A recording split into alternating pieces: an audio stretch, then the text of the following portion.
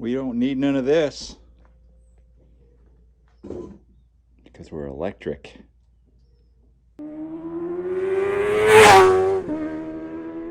This is pretty much the worst video ever made. Napoleon, like anyone can even know that. Hello my friends, and welcome to Tom's Tinkering and Adventures. Today, working on something I've never worked on before. Some e-bikes.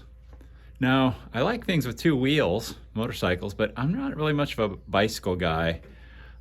Obviously when I was a kid I had bicycles, but I haven't been much into bicycling at all in my adult life. But the other day, right before I was getting ready to go do some motorcycle stuff, an ad popped up for 2 free e-bikes, and they were real close. So I decided I would snag them up. Free, you know. Hey, that is my favorite price. Let's take a look at these things. Ninja the shop cat is here. She seems to like them.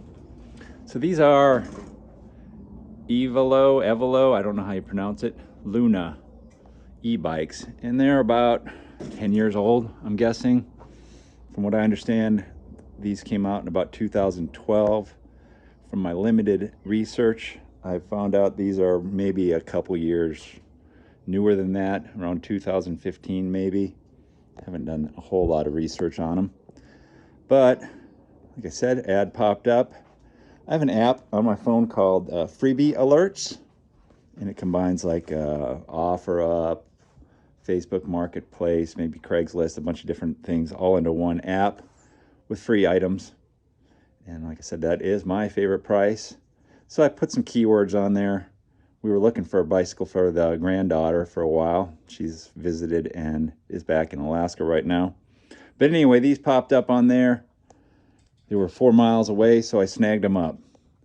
The ad said that the range was limited compared to new, and from my limited research, supposedly these things did about 20 miles electric, 40 miles pedal assist.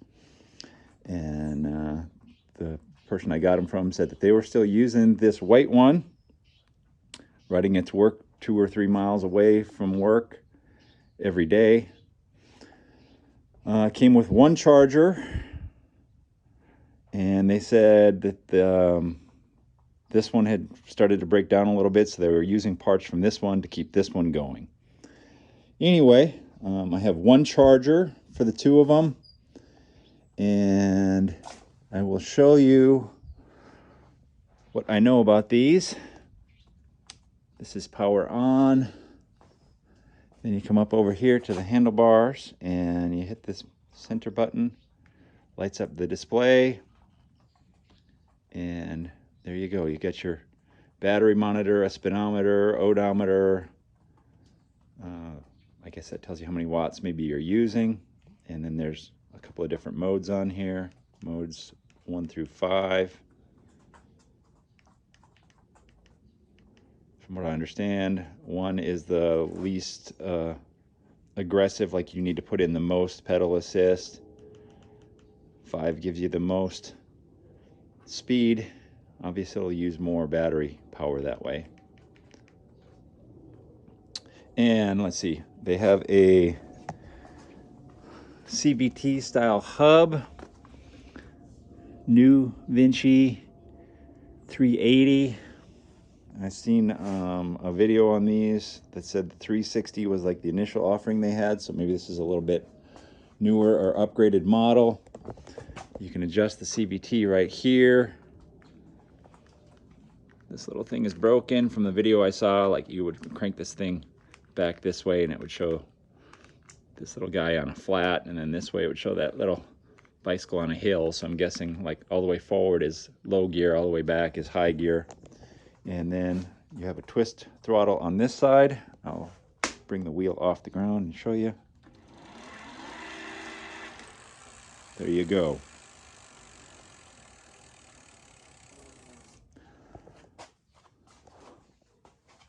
This one, the one that they were using for parts, like I said, I think the people I got it from, they like the bikes, but they weren't all that good on understanding bicycle maintenance and that sort of stuff. Because we have a whole bunch of broken spokes on this wheel, I've counted like 6, but I think there's a few more. And the tire is flat. The wheel's all loose in here. The back fender's loose. The headlight is broken. Wires look like they've been messed with. So I'm going to start with this one. This one appears to work. I'm going to push it out here and charge it, and then we'll take it for a ride. Look at that. We got a cool little tail bag on this one too. And I think this one has a key on it here. I think that's to remove the battery. I think you take that apart and you can pull the battery. This is the battery pack on the back, but there's bolts underneath. So maybe if I get these things going, I'll look into replacement batteries somewhere down the road. If this is something that Mrs. Tom's Tinkering and Adventures wants to use and I want to use, then maybe we'll invest in replacement batteries. We'll see. From my limited research, this company still sells these batteries. They're quite expensive. There's some aftermarket options that are considerably less, but it's not a small investment. But let's get this back wheel off, take the tire off the tube, and then look at these spokes. I am not very adept at doing spokes on anything, even motorcycles. Lacing wheels is not my forte at all, but I think if I replace them one at a time, I have an idea about how to true up wheels, but it is not my normal thing. Getting this rear wheel off was not difficult. I mean, the bolts were already loose. They said that they tried to put a new tube in it and it went flat immediately. Surprise, surprise. The spokes were poking through and probably punctured it. But I had to remove these shifter cables. Just a little bit different than your standard shifter cables, I guess. Just that was probably for this whole CVT hub thing. And now what I'm going to do is I'm going to take off one of the spokes that isn't broken. And like I said, looking at this thing, obviously the broken spokes are really easy to see, but there's other ones that look like they're not in great shape. I think they probably tried to ride it with the broken spokes, and then the electric assist on this thing probably tweaked a bunch of them. But yeah, see, that one's bent right there. That one's bent. That one's not great. So I'm probably going to count how many spokes are on here and maybe order a whole spoke set, replace the broken ones, and then just methodically replace maybe all of them. I don't know. I have a friend who's very into bicycles and he could probably help me with this, but if I can just get this one operational, that would be good. Yeah, hopefully I don't have to mess with whatever this all these numbers on here. I have no idea what any of this means, but I am going to remove one of the good spokes and measure it, and then hit up one of those online ordering places, and hopefully I understand how to measure the spokes. I'll pull one out and I'll show you what I'm thinking. I'll have already ordered it by the time you watch this video, but maybe someone will tell me I'm doing it wrong. Anyone who watches the channel and is into bicycles is probably telling me that I'm definitely doing things wrong, and I agree with you, because man, looking at the wheel over here, lacing it, you got to get the spoke over one, over one spoke, under the next, and this is going to be fun, but I think I can make it happen. Now, from what I understand, you're supposed to measure the spoke kind of at the center of the J-bend here to the end of it, and this one is looking like it's probably 235 millimeters. That's my closest guess. So I'm going to count the spokes, and then I'm just going to start replacing them one at a time. Oh man, what a pain in the butt this is going to be. Like I said, under that one, over that one. Well, let's get some 235 millimeter spokes. I'm going to measure the diameter of these. They look very thin. It's probably a weight thing. They're trying to save weight for the e-bike deal. But then again, lightweight spokes with the torque of the engine and all that. who knows? Pretty interesting rim design, kind of hollow in the middle here. I am not a bicycle guy. Maybe that's old technology. I have no idea, but it's something I don't usually see because my bicycle knowledge is limited to like the cheap Walmart Huffy stuff and the modern Schwinn stuff. You know, Schwinn used to be a good name. Now it's not, I don't think. But anyway, I'm going to order up some 235 millimeter spokes. I'll probably see if I can order an entire set, replace the broken ones, and then start picking away at the bent ones. I put some air in that tube that came off of here.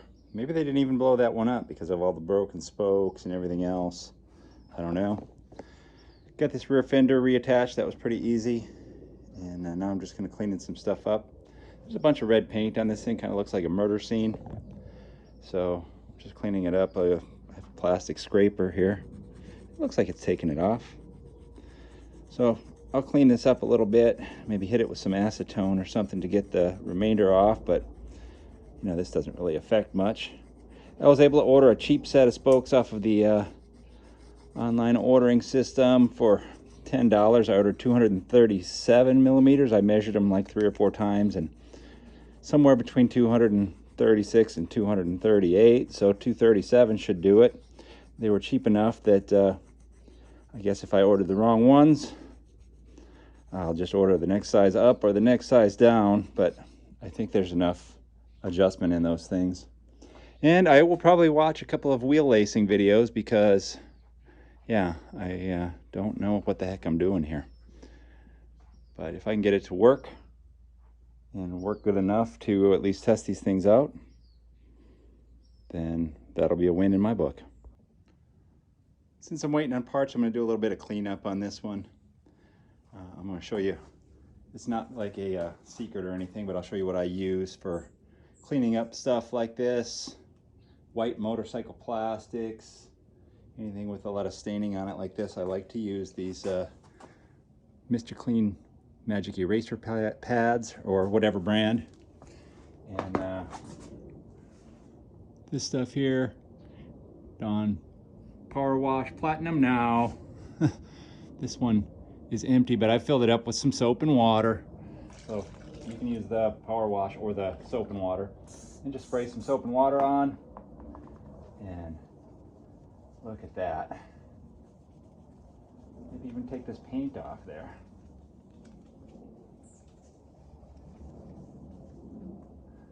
And then after you're done, rinse it with fresh water. That looks pretty good. This is the only problem with these things, they fall apart. But I buy the cheapo one sometimes if I don't see the Mr. Clean ones, but I like Mr. Clean. He's got the same haircut as me, so hard to go wrong with that. Looks pretty good. I checked all the spokes on this one. The back spokes are looking kind of like the one on that other one there. Some of them already look a little bit bent. Like I said, I think they're really thin spokes. The power of the electric motor, probably not the best, but we're gonna fix that other wheel first. Worry about this one later. But anyway, I checked the spokes, checked the air pressure, checked the chain, looked everything over, cleaned it up, and now we're letting the power of the sun put a little bit of battery juice in here. We'll top this battery off. We'll take this one for a spin. I'll probably ride it over to my buddy's house. He lives about a mile and some change away. And now we'll see how it does. And whenever these spokes come in, I'll try not to make a fool of myself trying to lace up that wheel. I picked up some spokes, a full set of spokes for about $10. And I kind of split the difference between what I thought the right size was and what they had available. And I was like, well, what's 1 millimeter going to make a difference? Anyway, right here it tells you how to measure these spokes from the inside of the spoke elbow to the end of the thread. And I may have ended up with these maybe 1 millimeter too long. I did not show installation of the spokes. I highly recommend, if you want to do this and you're watching my video, that you watch someone else's video, because I am not an expert at this at all, and it was not easy, and I don't know as if I did a great job. Some of these spokes ended up a little bit on the, let's say, not so straight side, and I think I may have already ran out of adjustment on these. So chances are, I'm going to put this thing together, I'm going to order another set of spokes, maybe a millimeter shorter. I didn't think it would matter, 1 millimeter, but I think it does. Anyway, I have temporarily mounted the wheel up in here, and let me show you here. You see that right there? It's pretty straight, and then right there we have a little bit of a wobble going on. Now, another thing that I am not an expert at all on is adjusting a wheel to get it true.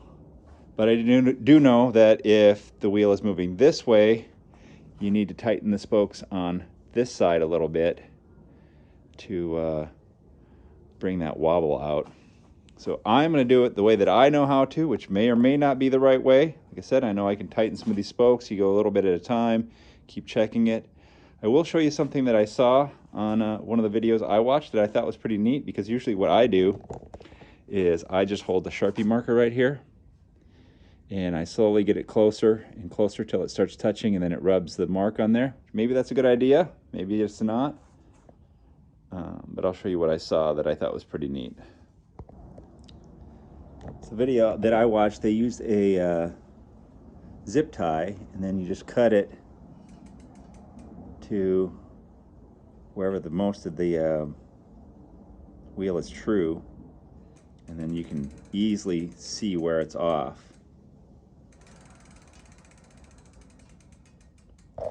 But I'm probably going to go back and do my Sharpie marker method, and I'll show you where it's marked out on the wheel. In fact, let me grab my Sharpie right now.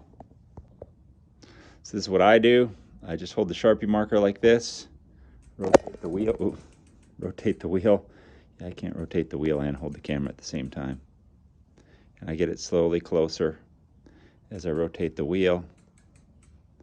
And you can see it's really close right there. So I'm just going to keep moving it closer, and it should mark up the wheel on this section right here where the brake rubs against it. And I'll try to adjust it. Now, as I said, this is not anywhere in my wheelhouse at all, but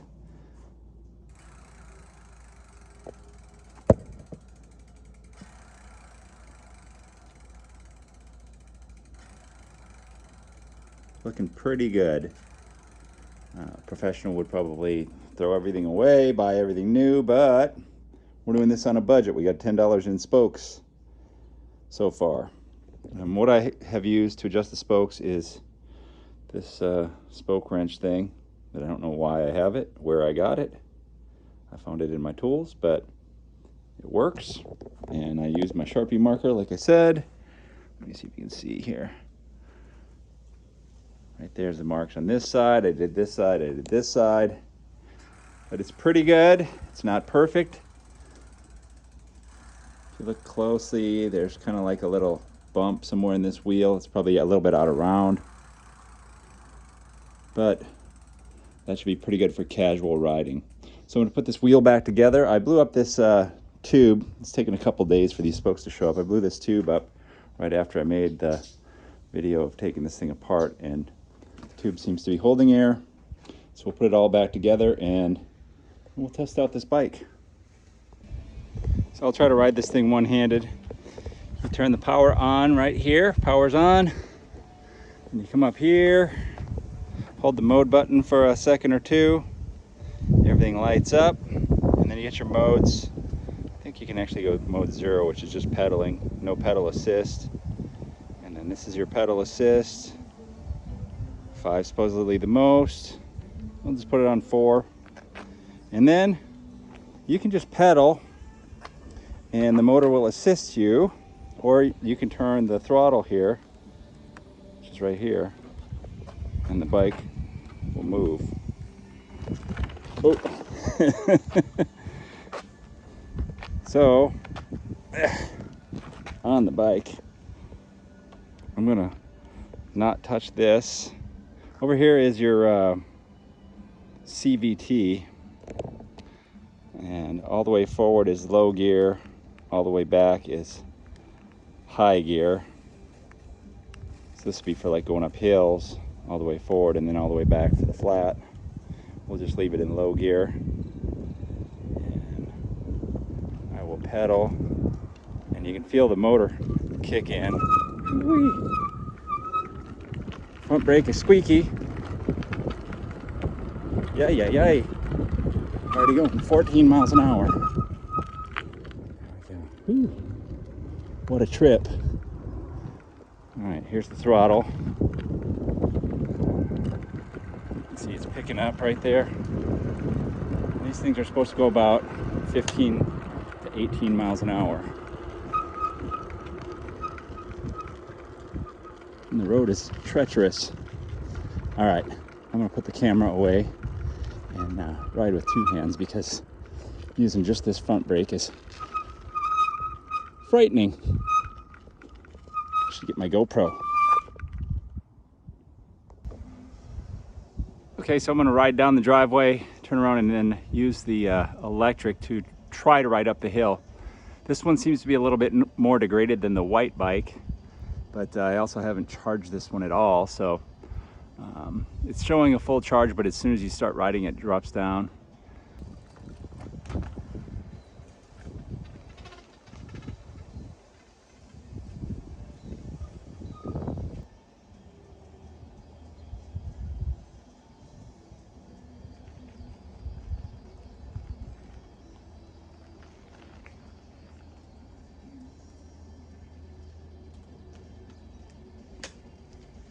All right, so it didn't quite pull me all the way up, and I think this one still needs some adjustment. Something doesn't feel quite right, but it's pretty close.